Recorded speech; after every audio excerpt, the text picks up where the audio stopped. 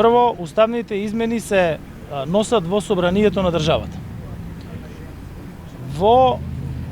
При зачленувањето во Европска Унија, кој што е пат кој што треба да се изоди, и тоа особено во областите на владење на правото, во областите на владење на демократијата, на управувањето со институциите, со јавната администрација, Република Северна Македонија ќе треба да направи голем број на законски измени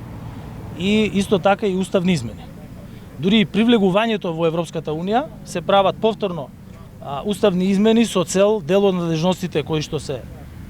во моментов исклучиво на Република Северна Македонија да се предадат во Европската Унија, бидејќи влегуваме во сојуз со други 27 држави колку што се во моментов. Затоа пратениците кои што ги представуваат граѓаните треба да бидат на ниво на својата задача и сите одлуки кои што треба да се носат во однос на зачленувањето на Европската Унија, вклучително и закони, вклучително и уставни измени,